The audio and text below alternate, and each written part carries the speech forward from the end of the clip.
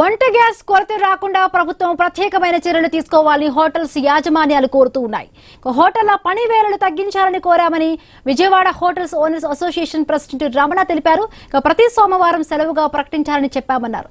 హోటళ్లలో గ్యాస్ సమస్యపై మరింత సమాచారం మా ప్రతినిధి కాంతి అందిస్తారు.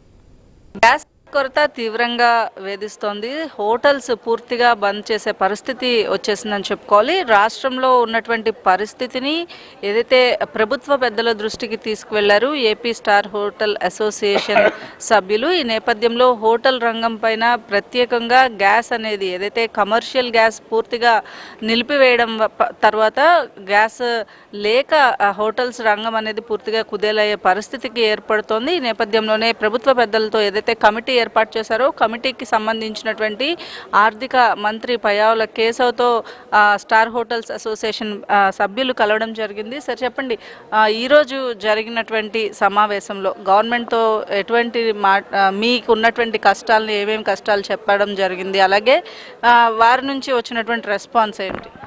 ఈ రోజున Vijayawada hotels AP star hotels కలిసి ఒక జాయింట్ యాక్షన్ కమిటీగా ఫామ్ అయ్యి రాష్ట్ర ముఖ్యమంత్రి గారు వేసిన మంత్రుల కమిటీలో పయ్యావుల కేశవ్ గారిని కలవడం జరిగింది. సానుకూలంగా మా సజెషన్స్ అని చెప్పాం. ఏంటంటే బాగా టైట్ వచ్చేసిందండి. ఇంతకుముందు 10 సిలిండర్లు ఇస్తే ఇప్పుడు 5 సిలిండర్ ఇచ్చేవాళ్ళు, ఇప్పుడు దాకా ఇవాళ అది కూడా ఇవ్వడం ఆపేశారంటే సివిల్ సప్లైస్ ఉన్నతాధికారులతో మాట్లాడి మాకు ఇమ్మీడియట్గా హోటల్స్ క్లోజ్ అవ్వకుండా ఉండాలంటే రెమెడీ చూపించాలని అడిగాం. దానికి ఉన్నత కమిటీతో సెక్రటరీ సివిల్ సప్లైస్తో కూడా మాట్లాడారు. దాని ప్రాసెస్లో దాన్ని ఎట్లా చేయాలని చెప్తున్నారు. మా సజెషన్స్ కూడా ఇచ్చాం. మేము దానికి రాత్రి 10 గంటల దాకా తర్వాత ఓపెన్ చేయలేము. 10 గంటల దాకా అయితే కొంత తగ్గుద్ది. అలాగే సోమవారం రోజు హాలిడే ఒకటి డిక్లేర్ చేస్తాను మంత్రి గారికి చెప్పాము. ముఖ్యమంత్రి గారికి కూడా తెలియజేస్తానన్నారు.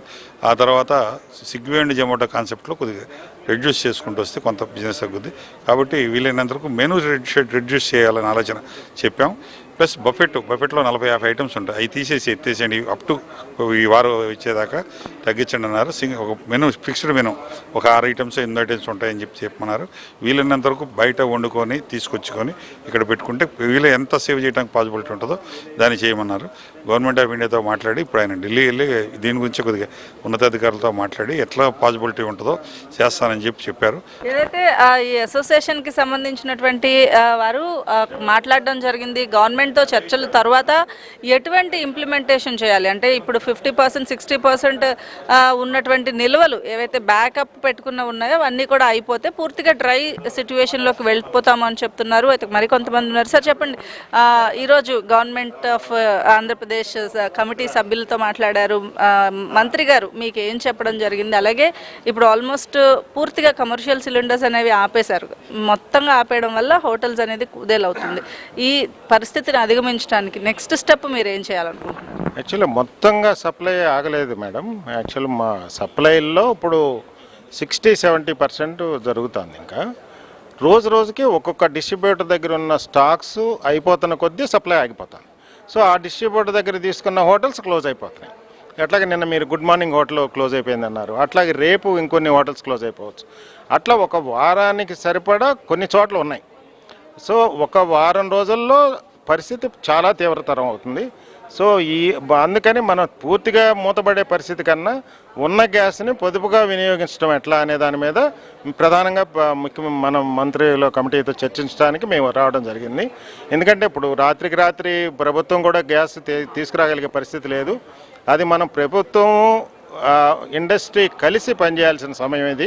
సో ఇద్దరం కలిసి పనిచేసే భాగంగా మనం ఏ రకమైన చర్యలు చేపడితే బాగుంటుంది అనే దాని మీద మేము మంత్రి గారితోనూ civil supplies secretary Saurabh Gaur గారితోనూ చర్చించడం జరిగింది.